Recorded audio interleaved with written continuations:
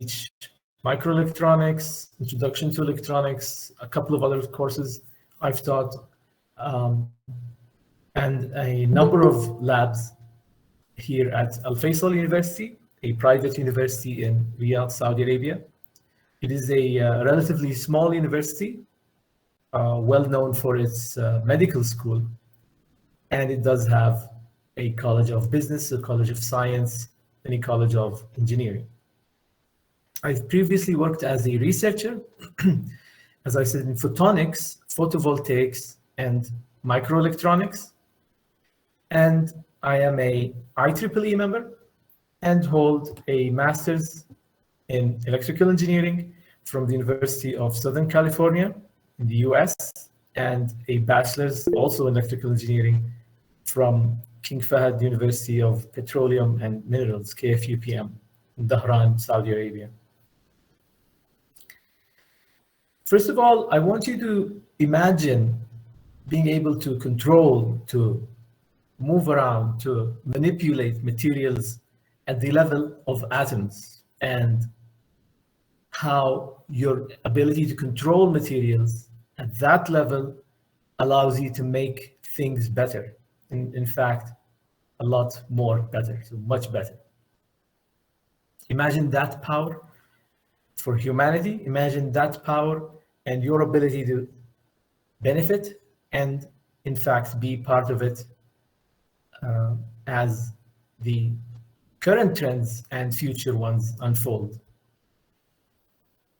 Now, why is nanotechnology useful? Well, already the things, or some of the things, whether you know or you have to look a little bit into it, they're already out there, and you can already benefit from nanostructures.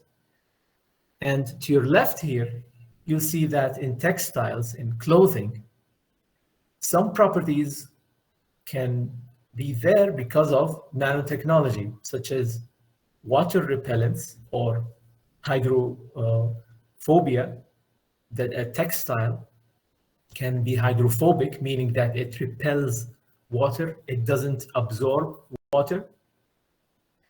It can be not static anymore, avoiding inconvenience. You can avoid wrinkling. A textile can be really strong. It can block ultraviolet light, avoiding problems in the long run, such as cancer, and a couple of other benefits that we get in textile with nanotech.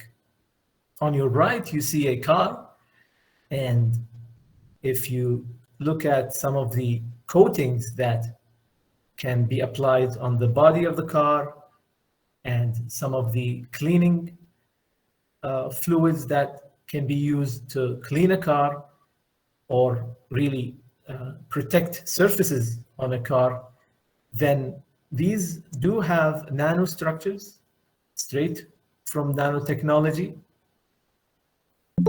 At the top right, you can see that you can have fuel additives. So things from nanotechnology that allow fuel to be more efficient and perhaps burn a little bit better, reducing emissions into the environment. So we can also find that in catalytic nanomaterials, and just about anywhere where you can improve materials used in products, you use nanotechnology. So it is basically where development of our knowledge in physics, chemistry, and engineering is at today, and for quite a while, in fact. So next question is, how do we define nanotechnology? Really, this whole umbrella field, as I would like to call it, and we'll see why later in this slide. So nanotech is when you study and use structures on the scale or with sizes between 1 nanometer. So nanometer is NM for short.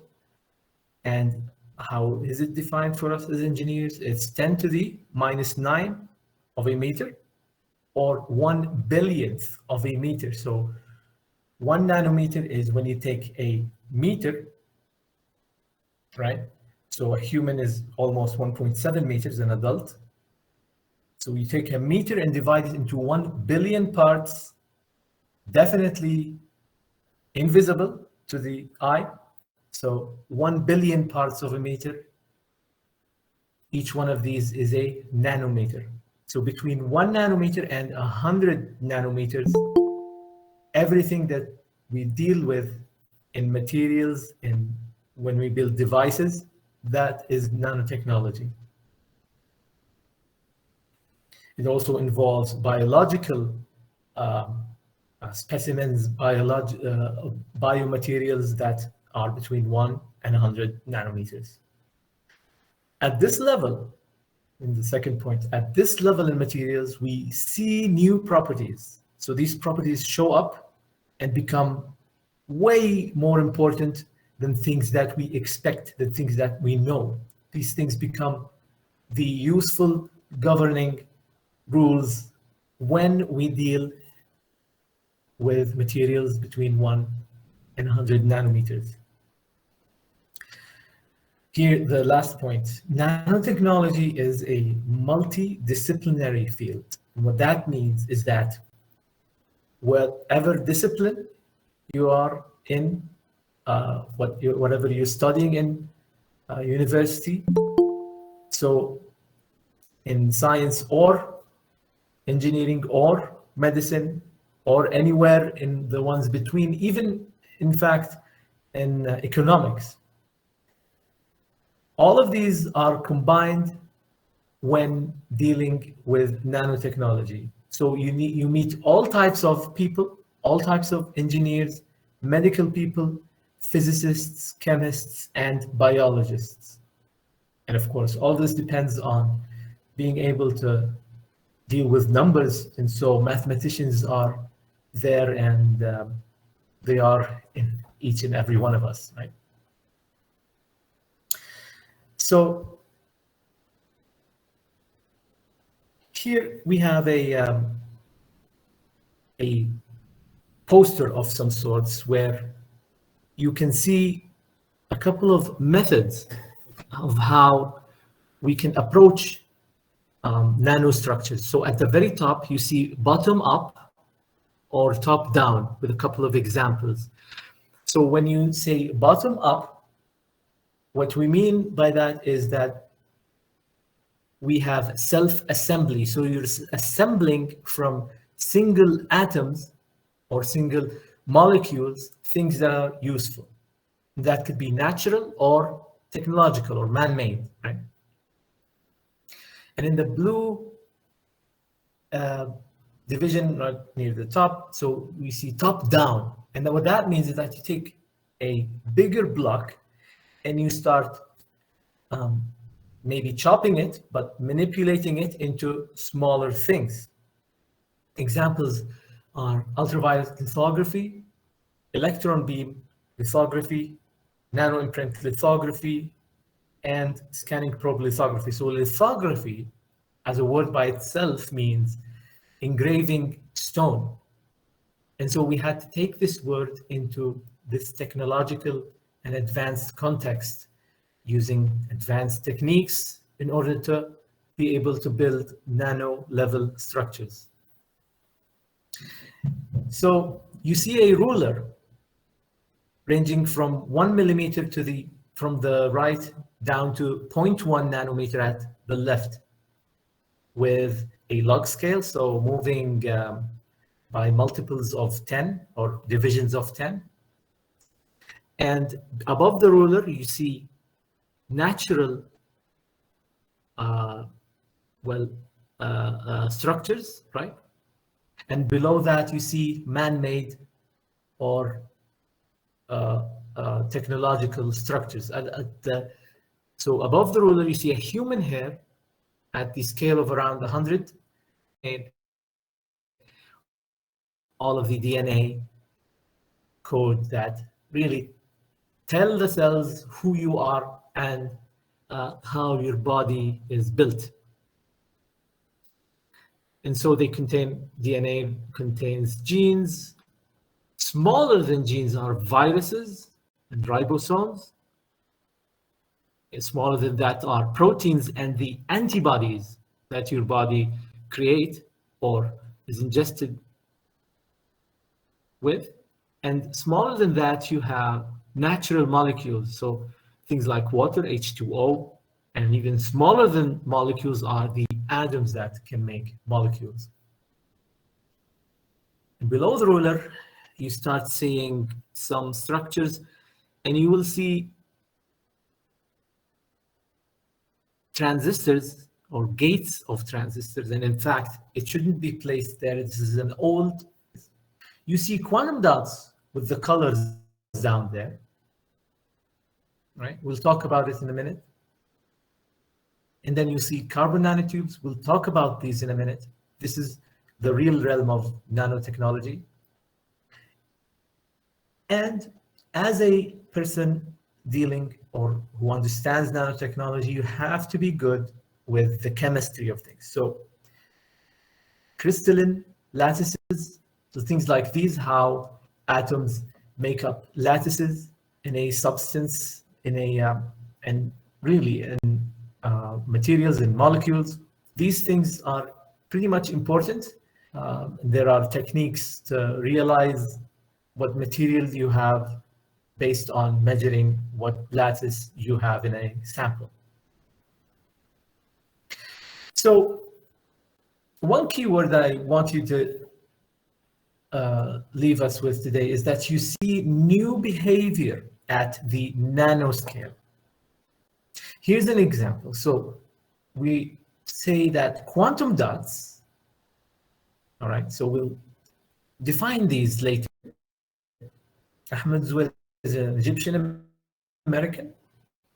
He is a chemist who won the Nobel Prize in Chemistry in 1999. He is a pride for Arabs. He is known as the father of femtochemistry. Now, femto comes from femtosecond, which is a lot less than a nanosecond, right? So a nano is 1/1000th, if you remember. A femto is 1/1,000,000th of a billionth. So a million femto something is 1 nano something. Now, femtochemistry is when you have very quick chemical reactions going on. Hence, you measure them in femtoseconds, and the name femtochemistry.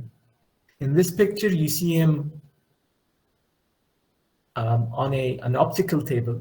Femto lasers, so lasers that have these super short impulses that are measured in femtoseconds.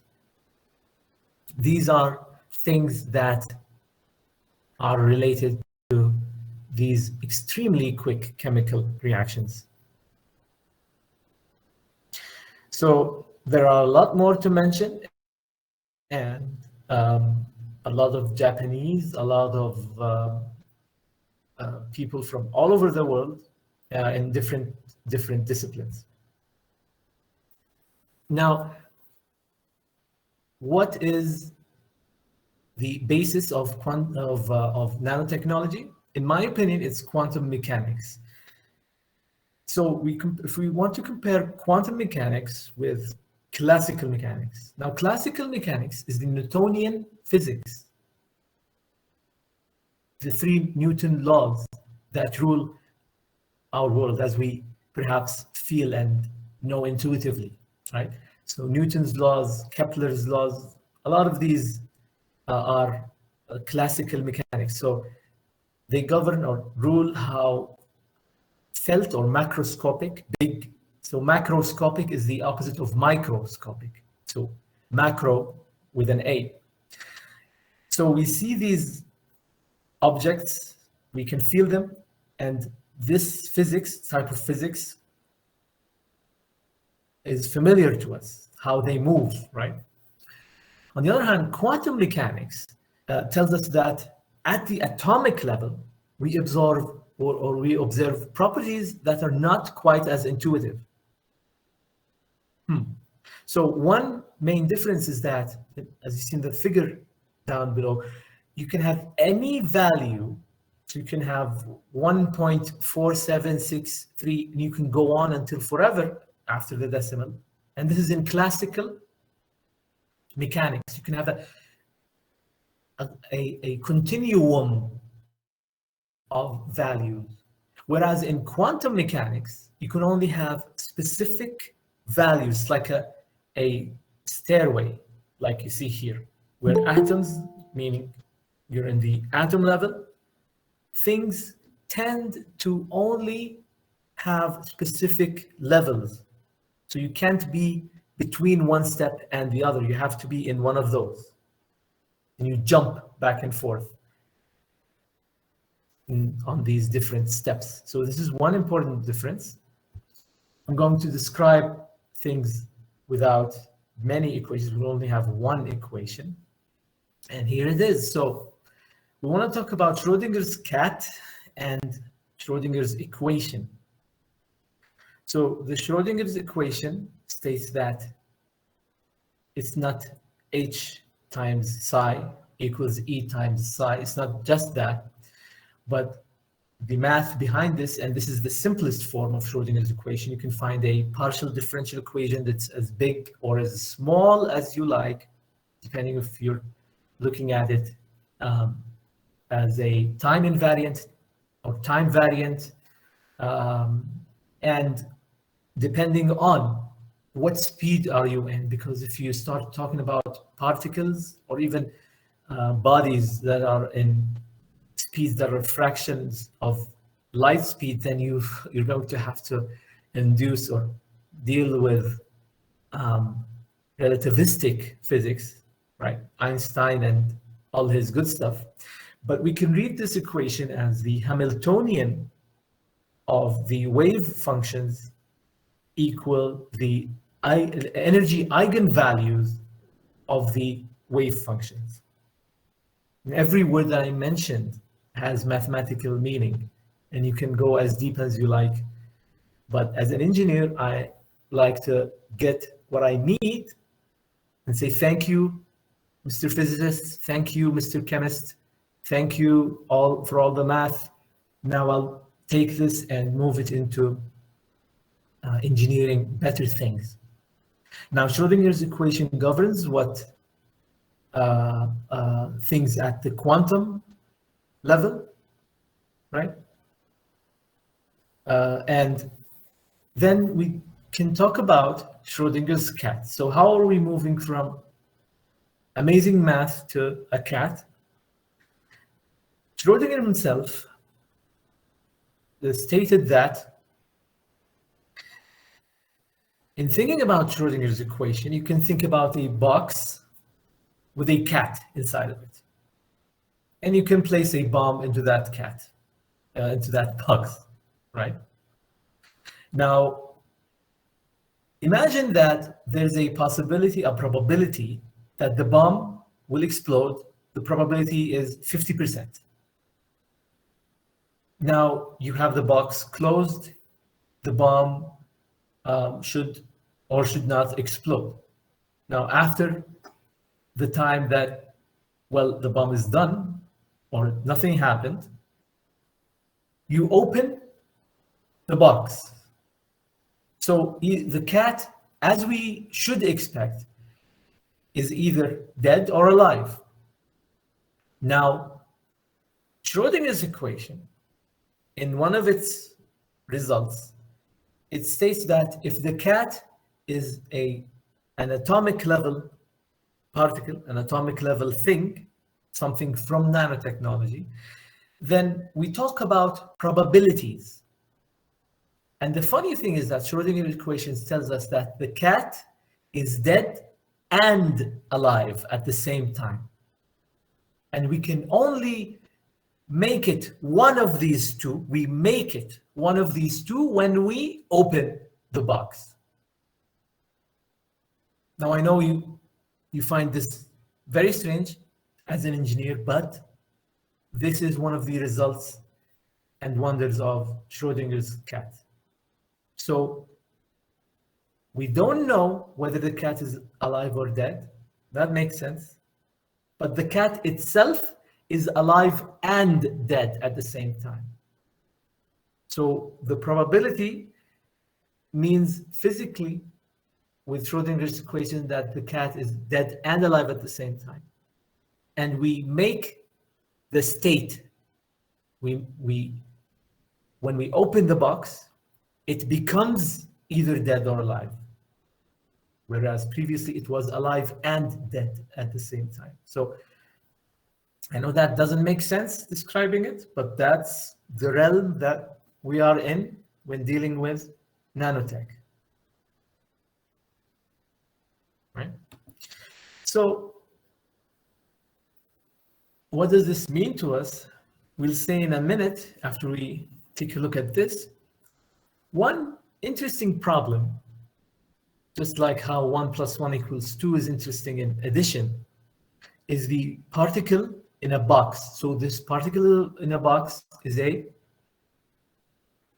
problem in quantum mechanics that explains some of its oddness. Now imagine you have these walls.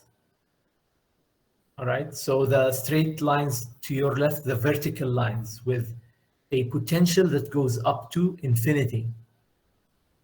And imagine that you or a particle is stuck in the white area between the two gray areas. So between 0 and L in position. Imagine also that there's no potential affecting you in that area. There's ground potential there. Now, if we move to the picture on the right, no air resistance, it'll just go back and forth in a straight line between the two walls, right? The two potential walls. So although we say it's a particle in a box, but it's two walls. Now, what quantum mechanics tells us, if we start looking at B, C, D, E, and F, these are not the location, but these are the probabilities of being there. So if you remember talking about the box and the cat, we talk about probabilities. And all of these modes, we say, B is a mode, C is a mode, D is a mode, E and F are also modes. These are solutions to the Schrodinger equation for a particle in a box. So A is like a ball that I can feel. It's classical mechanics. And B, C, D, E, and F are quantum mechanics. So these are tiny, tiny particles. And what are the things that are important there? It's told to us by Schrodinger's equation, and it's not position, but it's probability. Okay? So all of this means that we have a different language when we talk about the physics of nanotechnology. Now, we move to talk a little bit about nanotechnology areas. So we'll mention a few areas in nanotechnology and their benefits. Nanotechnology helps us in medicine, computing, and electronics, of course, and also energy. So these are just examples. I mean, you can also try to categorize any one of the directions of research and development and production all around the world, but main categories there. We improve things in nanotechnology. So why are we improving things? Well, to be able to deal with Earth's environment a little bit better, perhaps not ruin it as fast as we were, either now or a while ago, and perhaps fix a little bit of it, right? The environment being something that's finite as we deal with population expansion, humanity reaching 8 billion people, and the future with humans multiplying and using Earth's resources. Also, we can utilize nanotech so it can really help us solve existential problems, right? And you would be surprised if you look how involved food companies are with nanotechnology. So large global corporations and how they're involved in nanotech. So in nanotech, we need physical tools to, first of all, characterize materials and devices. So characterization means measuring properties, perhaps seeing, in addition to deposit or shape materials. So we make things the way that we want them. We design and make them by either depositing, right? So that's a little bit of bottom up, and shaping. So a little bit of lithography or top down, right? Don't worry, there are a few more pictures and videos upcoming. Now, an extremely important tool to see things are microscopes in a lab, right? So the microscopes that we probably have seen in a biology lab are optical microscopes. So you see using light. Well, right, so what else can we see with? Well, we can utilize electrons to see nano level materials and devices. Now, two electron microscopes, the TEM and the scanning electron microscope, SEM. And there are a couple of more ones in hybrids, but these are the more important ones. Now in TEM, as you see here, so this is a TEM over here. Electrons from the electron gun pass through a condenser lens, this magnetic lens, before really seeing the sample or the specimen, right? And then you collect the picture underneath. So the electron beam transmits through the sample onto your observation, the screen where you pick up the image. On the other hand, in SEM, the electron gun sends the electron beam, also goes through the magnetic lens, and then it reflects after hitting the sample, and then you pick up the image, for example, here. So the diagram that we see here. One other important thing is that TEMs are extremely, extremely expensive and very complicated. So this is a small TEM. As you see, here's a computer monitor. They can occupy floors and floors from a building, whereas an SEM, this might be an SEM. They are less complicated, they're less expensive. TEMs allow us to magnify up to 50 million times. So 50 million X. 50 million times are we allowed to magnify things with the TEM, whereas in SEM it's 500,000.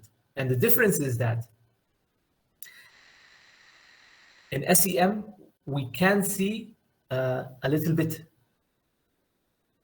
more of the surface, and basically this is the difference. So TEM is more shows us a more flat picture, but SEM allows us to see a little bit more of the topography of a specimen's surface. So we're done with a couple of characterization tools. Let's move to a few synthesis tools. So here we have chemical vapor deposition on the left and physical vapor deposition on the right.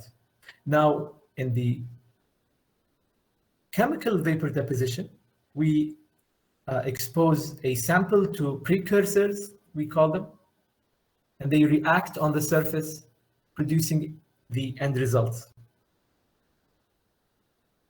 Right? So it is a chemical process that happens. We use solid material and vaporize it into the chamber, into the area here where our sample is, say, in the middle. So you have a solid, you vaporize it in this area, and then it collects on the surface and solidifies again. So solid, vapor, and then a solid on the surface that you want, the sample. This is a physical process. Now, CVDs are usually at very high temperatures, 1,000 degrees.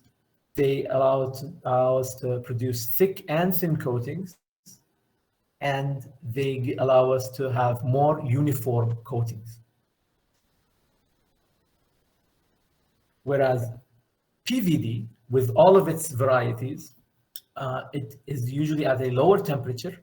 It allows us only to have thin coatings down to a control level of a few nanometers. Maybe you have a bump. So this PVD allows us to deposit a non-uniform coating to a non-uniform surface. Whereas CVD requires that you have very uniform and flat surfaces. Both of these are ultra high vacuum. So the chamber here, the glass cylinder, and the chamber here, the metal chamber, you have to pull out all the air from there. It has to be vacuum or super or ultra vacuum, right? In the case of PVD. Now, CVD has some varieties like metal oxide CVD and MBE, the molecular beam epitaxy, but they have comparable operation, right? So this explains, these two slides explain the materials and the layers that we need. Let's go over a few examples. We have nano or carbon nanostructures. So if you're able to create a two-dimensional surface from carbon, then you have graphene. Okay, so a single layer graphene, in fact. If you roll it in a cylinder, then you have a single wall carbon nanotube, right? So two funny things here. Graphene, right, sounds similar to graphite. Graphite is the writing part from a pencil. And you can generate graphene by putting a Scotch tape on the pencil tip and then pulling it off. If at a level that you can't see, you've pulled off a couple of layers of carbon, then you can have single layer or multi-layer graphene on your Scotch tape that you just pulled out of graphite or a pencil's tip. Now, as we rolled the single layer graphene into a single wall carbon nanotube, if we roll multi-layer graphene into a tube, then we have multi-wall carbon nanotubes. Now, the second funny thing is that carbon nanotubes were discovered by mistake. A Japanese scientist was doing something other than creating carbon nanotubes, and under the microscope, he saw something that's odd. I guess that he put it under an electron microscope, and from there, he found that these things are a little bit different. By studying them, he found that they are carbon nanostructures that look like tubes, and they're called carbon nanotubes. So these are useful in transistors. They're basically, the importance of graphene and carbon nanotubes is that they shift the property of carbon from a semiconductor to become a conductor, and a very good one at that. So they're used in electronics, inside semiconductors, when you need high conductance. The problem is that synthesizing them is difficult in mass, right? Another example here is in medical applications. Medical applications, bacterial and wound treatments, and cell repair. I'm going to run this video here, and in this video we see chemotherapy being delivered for cancer treatment. Now to the cancerous cells.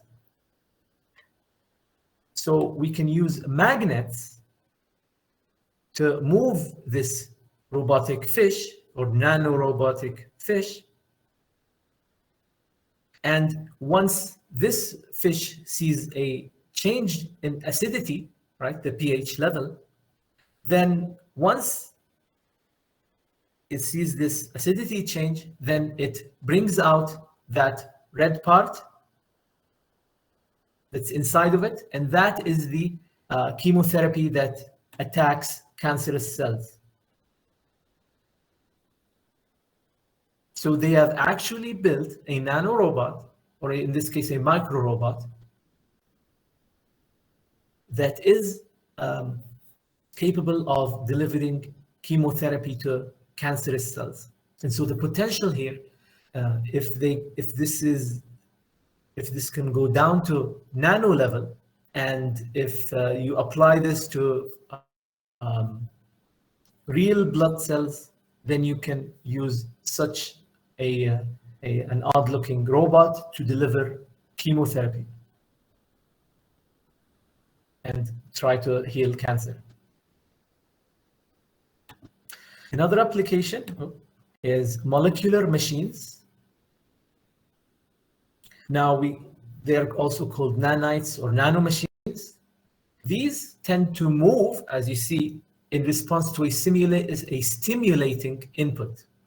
So you can apply a current, maybe a temperature change, and then these guys create the movement that they are designed to do.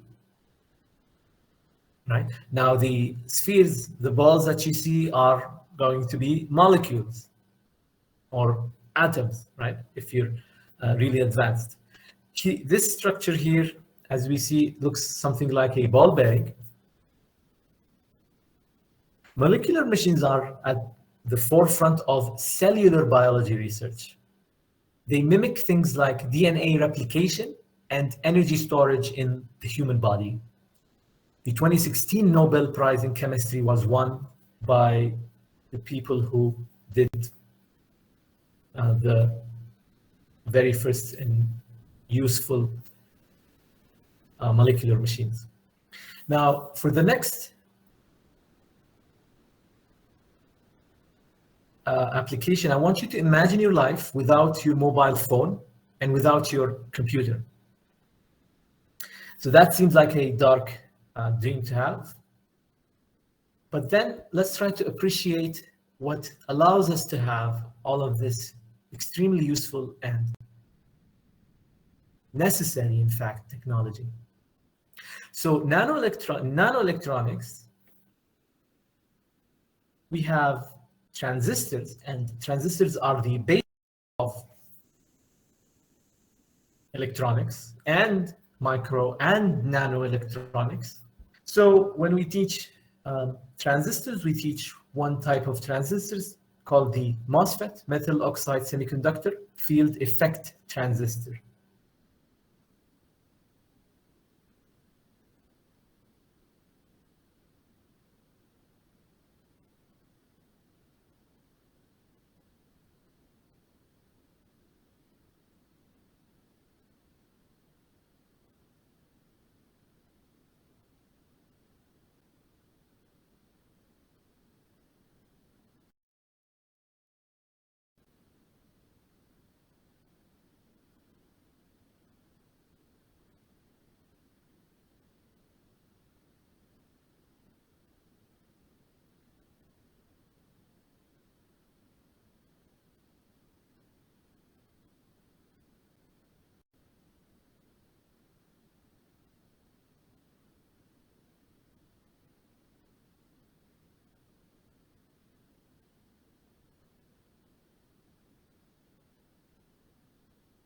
And these tend to be crazy. If you study basic transistors, are whatever you can imagine with nanowires and nanosheets.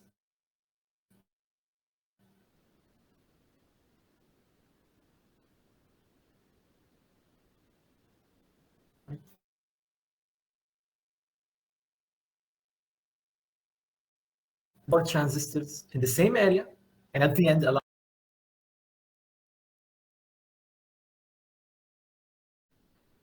if you go ahead and are capable of doing that, first you pick up the processor. The processor comes from a giant wafer, so they cut the wafer into each one of the chips. Then you start seeing some huge a huge number of parts, like in a city. And then if you zoom in more and more, then you start reaching the transistor level.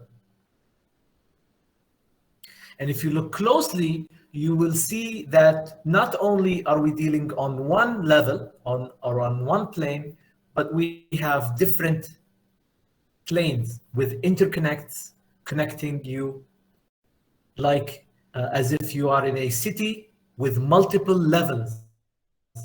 So not only do you need the location on the ground, but what ground are you in so I can reach you?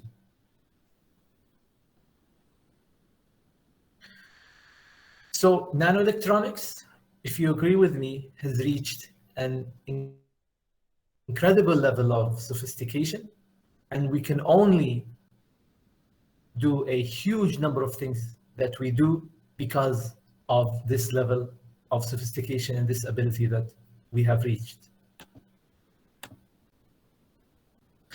Photovoltaics, on the other hand, are devices that convert light into current.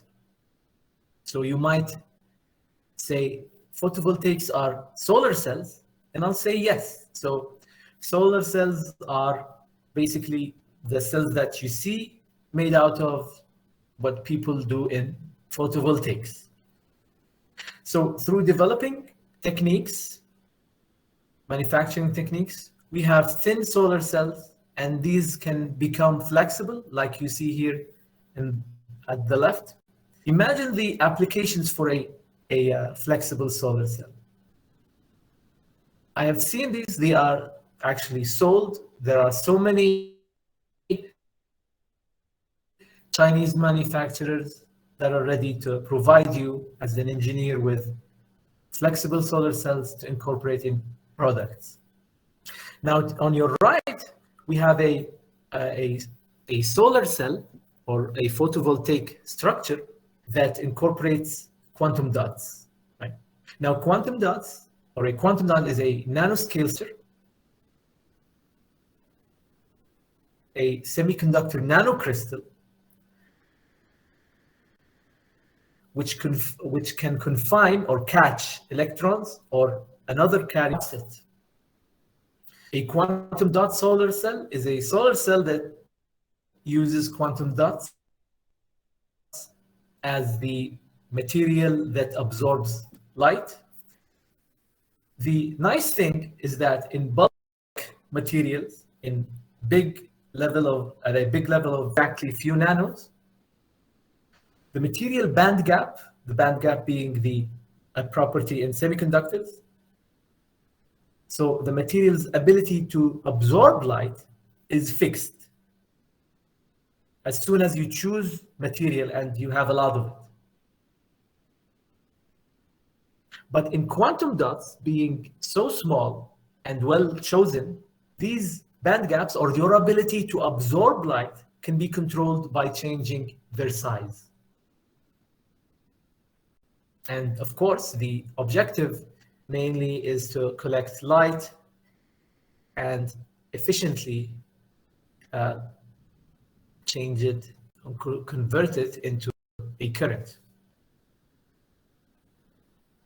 In photonics, the opposite of photovoltaics, where you take power, electrical power, sometimes another stimuli, and so you take, say, current, and then you emit light. Now, an example or two examples of photonics are LEDs and lasers. So the LED lighting revolution is straight out from nanotechnology, moving from the incandescent light that burns, and you can see the filament burning. We've moved into LED lighting, and the structure that's inside each one of the tiny strips that you see if you open an LED light. This is photonics from nanotechnology. So quantum dots are also utilized here, right? They're made out of thousands of properties. So this is what's useful here. At the bottom here, you see the active layer, which is one of the layers in this bigger structure. And quantum dots are embedded in photonic nanostructures, giving us a higher efficacy. Efficacy is a little bit different from efficiency, but of course, it's very similar. You take something and you convert it to something else. In this case, it's electric power, and you convert it into light and photons. Now, we're done with examples. So how? Oh, now they develop our understanding and abilities of materials, right? And what they can do at the nano level within the theory of how these materials or what's inside of them, right? So a little bit of theoretical physics there. We modify, and we are enabled with new things as engineers. People in nanotech are able to design and improve. They tend to simulate before building the thing, right? And you can make your own assumptions, right? So that's one level that then goes to actually making the thing. So synthesis, where someone in nanotechnology can fabricate or make the design that you made, right?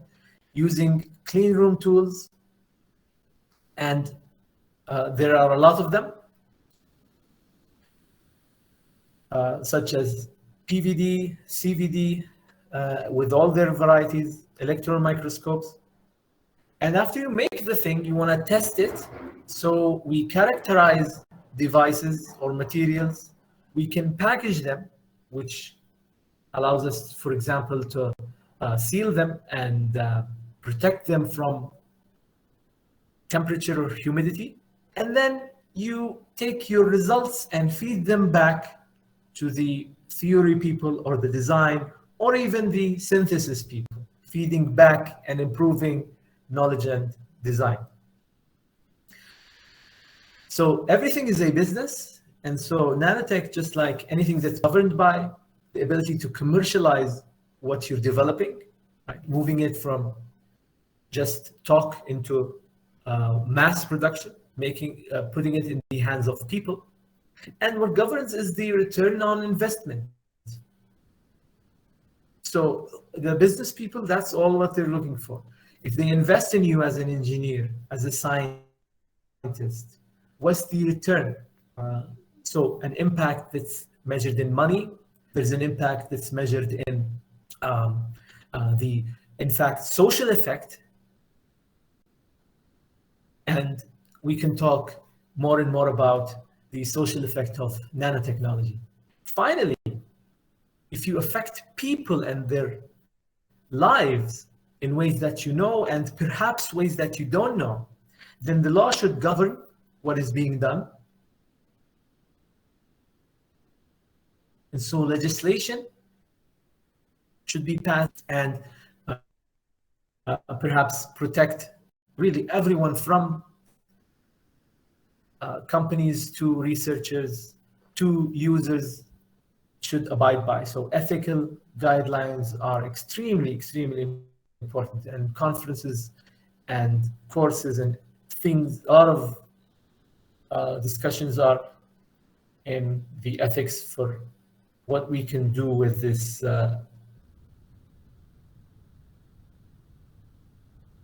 with huge ability. Now, clean rooms are rooms that are extremely clean,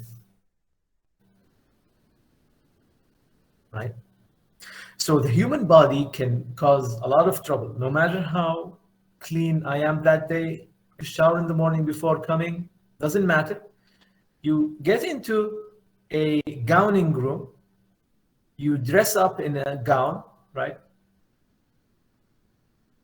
So that you don't affect with your hair falling or stuff that's on your clothes. You don't affect the very delicate things that are in the lab or factory. You enter the clean room area and you probably deal with people. It's usually very loud over there, right? So there's not much talking. And then you use extremely complicated equipment, right? It might take hours and hours of growth. And if it's an hour, for example, then you will think, should I ungown, go take a break, and then have to gown again and stay there? Or maybe I can just browse my phone while waiting for that hour. If it's a couple of hours, then it might be worth it to ungown. And in this picture, you actually have a chemical workbench here where you can do some spin coating, you can clean with acetone and do a lot of stuff, ultrasonic cleaning. There's a lot of stuff that you can do in a chemical workbench. And the picture here is tinted orange or yellow or gold because sometimes you do lithography, remember, which is engraving at the nano level. And it's very sensitive to light and the wavelength of light and the color. So wavelength of light depends or affects the color of light, can ruin or mess up your experiment if your experiment, well, can be affected by regular light. So sometimes in lithography rooms, you see light that's orange. Now, fabs are the factories where, say, your mobile phone's processor is made. They are fabrication labs, right? They're known or are called fabs. And what happens, like TSMC, Samsung, Intel, AMD, is that you move from design, like we just saw, using a huge factory, as you see here, has so many automated stages. So all of the complicated material, when you are doing research, when this becomes mass production, you have these huge factories, right? Some of them cost wafers going back and forth. So you see these tiny things on the wafer. Each one of these is the chip that you have on your phone, for example. And when a wafer is done with one stage, then it's lifted up, moved around using robots into the next stage. In fact, a wafer and your processor might take a whole month to manufacture.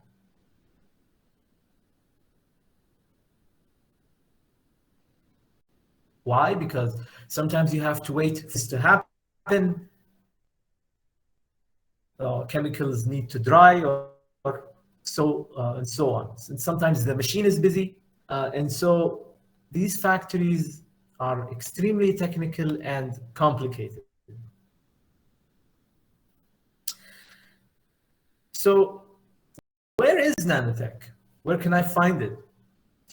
So a point that I want to say is nanotechnology is limited, right? It's practiced in a limited number of places or centers in each country.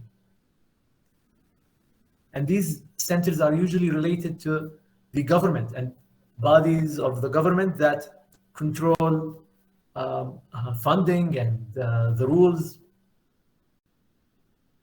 In addition, some huge corporations in Europe and the US in semiconductors, they work in nanotech, of course, in materials, in pharmaceuticals, in food industries. All of these huge companies, they work in nanotech and have the facility to work in nanotech. So why don't we have a lot of these? It's because they are very high cost, and there are difficulties, there are logistic issues, the maintenance, the know-how. All of these are problems that allow us or force us to probably either go and work somewhere else, but one other option is to collaborate with people who have the facilities for nanotech. Funding, and a lot of funding is needed, comes from organizations, governments, private sector, with a high ROI, a high return of investment expected in return. A couple of universities with different abilities and facilities. So there's KAUST, King Abdullah University of Science and Technology.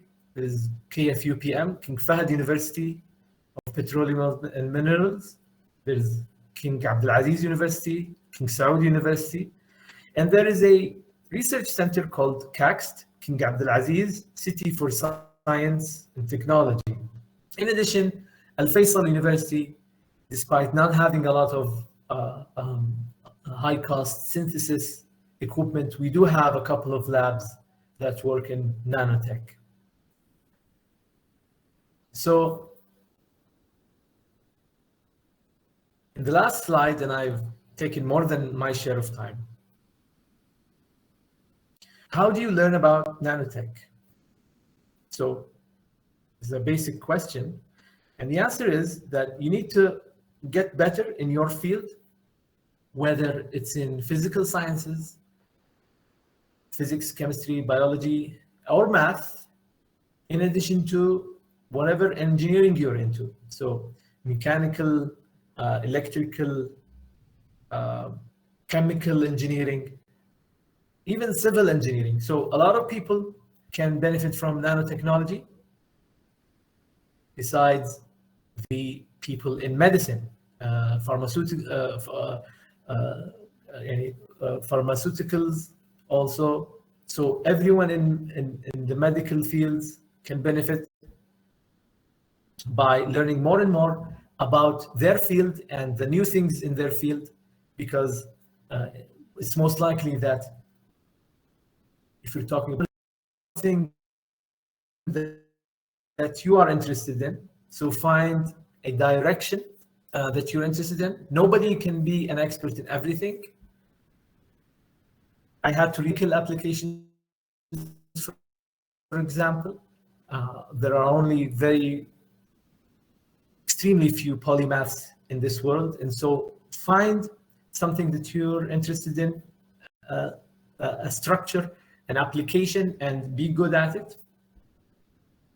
There are a couple of sources, and they are so different. You'll be shoot an email. You can arrange a meeting with experts to talk about what they're doing and what problems they're facing, and all of what's going on with them. You can read credible sources like websites that bring you nanotechnology news, like phys.org. There's nanowork.com also. You can read research, so read peer-reviewed journals that publish the latest research in all the directions of nanotechnology. And there are many, many lectures and YouTube videos, including those from Richard Feynman.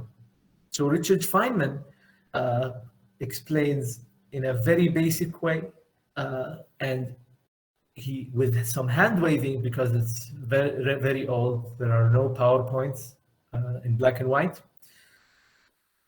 He explains very complicated concepts in some basic language. His lectures are built for the regular person. So a lot of courses are online, free and paid. They cost a little, they cost a lot. If I were you, I would consume as much lectures on YouTube as possible.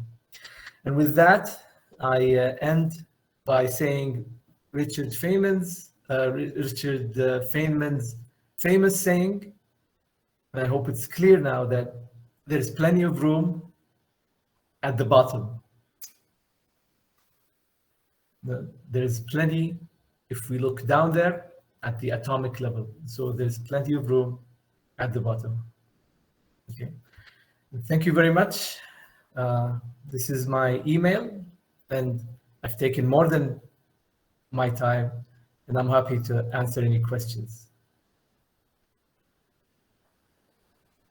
Thank you.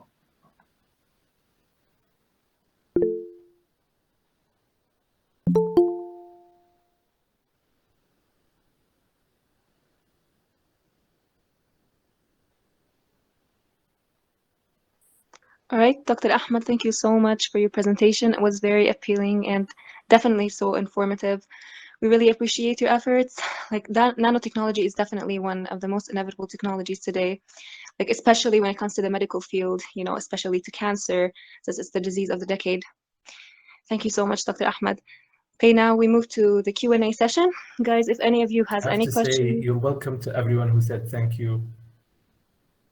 Of course. All right, if any of you has any questions, you may ask away. Please raise your hands, of course. And thank you in advance. Yes, Ibrahim? Yes, first I want to say it's been an honor to have you, Dr. Ahmed, and it's a great thank you for providing this workshop. I want to ask regarding the job opportunities for nanotechnology, as I'm really interested in this field. I come from an electronics engineering background. I can't hear you, Ibrahim. I'm so sorry. Hello, can you hear me now? You? I don't know. Just a moment, let me fix. I need to manage.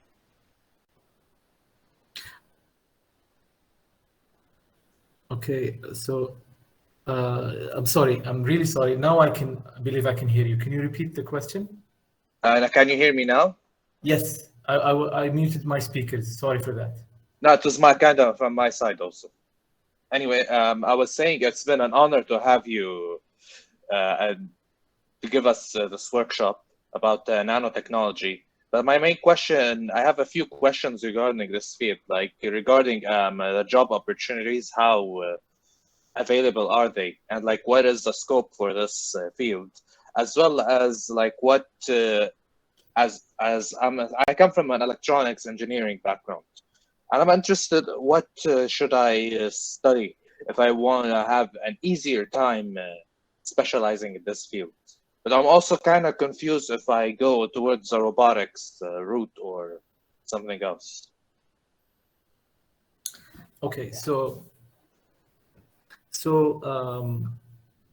if you're like me and you're interested in microelectronics and the nano level, nanoelectronics, so you're interested in developing the transistors that I've shown. So, so the transistors and the VLSI, very large scale integration of transistors, if you're interested in that, then you will find it difficult because it's controlled by the US and Taiwan and South Korea. Now, on the other hand, things like photonics, photovoltaics, in the Arab world, because if you're going to talk about job opportunities in research specifically, you have to think about the Arab world. The opportunities are here and there, but you will have to, after a bachelor's degree, get at least a master's degree focused on something, and so you will have to research or do some research in that field. But so in my country, Saudi Arabia, there are plans for a semiconductor industry. We're not sure how it's going to happen or to take place yet, but I don't know about a semiconductor industry, a mass level production in the Arab world going on. So on the other hand, if you're talking about robotics, it takes us back again to research. So MEMS, microelectromechanical systems, or NEMS, nano electromechanical systems. So things like the nanites, the nano, the machines that I showed. Developing these also involves research centers. So unfortunately, the job opportunities in the Arab world are very scarce. There are research centers, academia, but they're very few. My plan is going to outside, maybe Europe or the USA. Now, when you think about that, imagine the challenge that you have, because you're going to compete with locals at these countries. So the level that's expected for you to have a work visa, for example, the level that's expected from you to go and study for a postgraduate degree in Europe or the US is extremely high, because again, you're competing with the locals. And I will be very, very honest, you're competing with Asians, and Asians are really good. Yani, they are soldiers who, yani, you sometimes ask, how are these people human? They are so good at whatever they put their minds to. And so, yani, until you as an electrical engineer or I, we figure out why in the Arab world with so much sand, can't we create silicon, which is silicon dioxide? If we It's sand, heat basically. silicon enough, sorry? It's sand.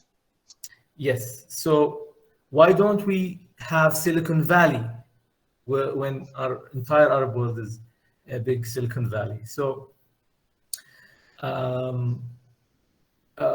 I would invite anyone to consider a master's degree, to a master's degree in or a PhD in a Saudi university.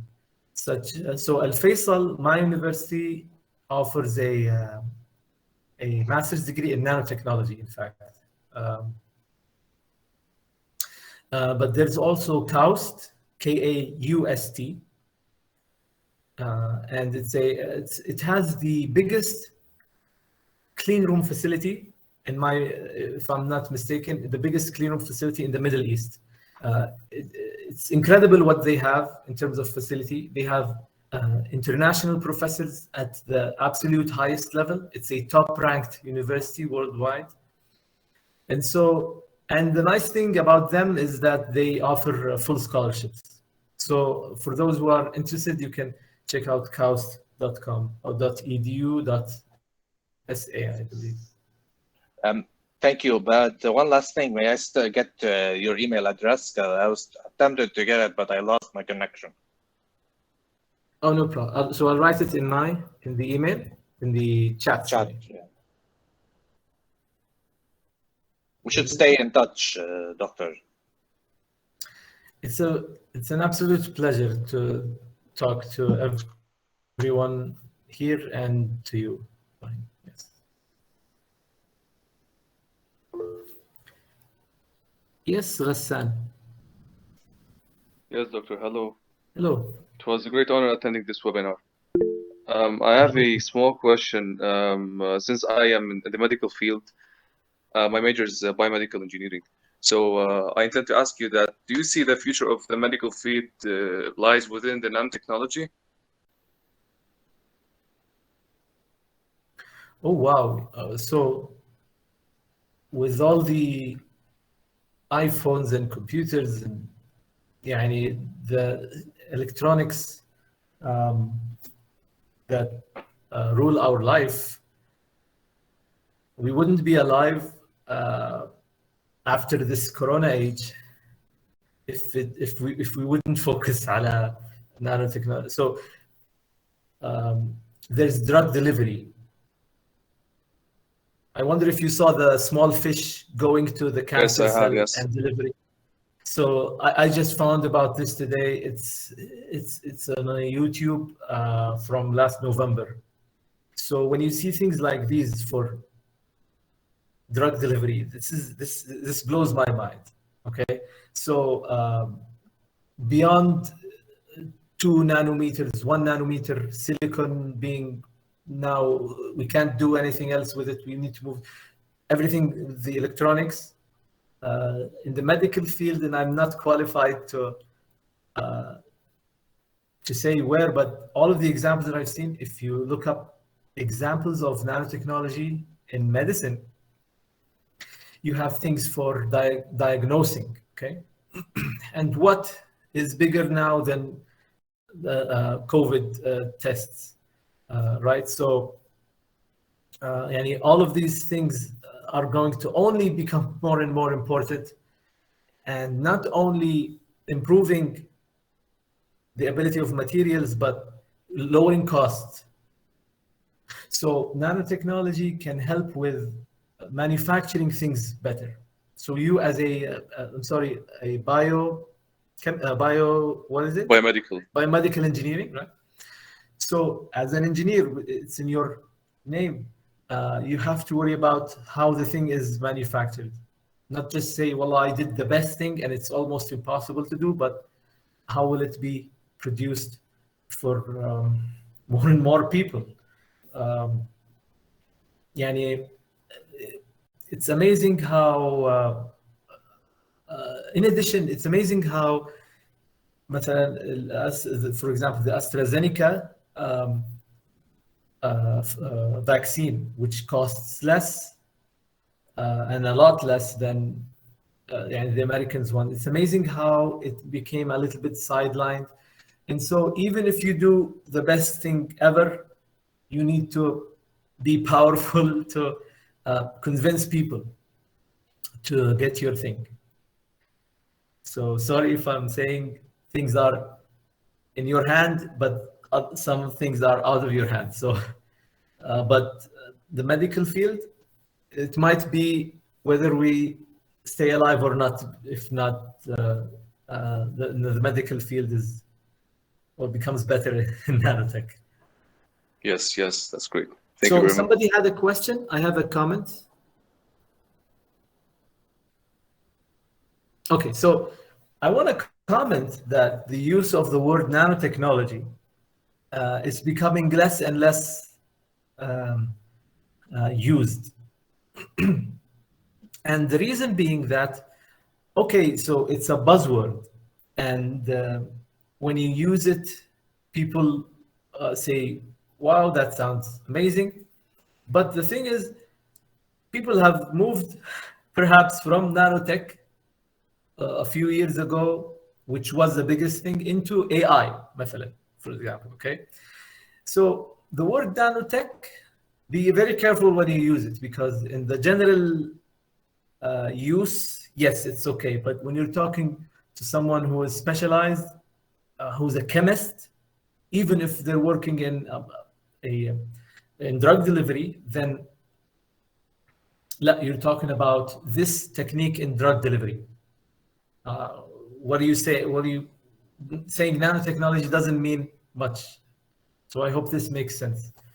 The deeper the person you're talking to is into this field in nanotech, the less they like to say nanotechnology in their publications, when they talk and everything.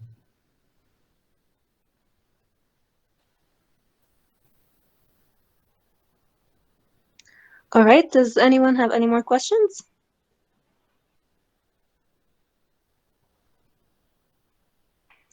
Okay, then I believe we reached the end of today's event.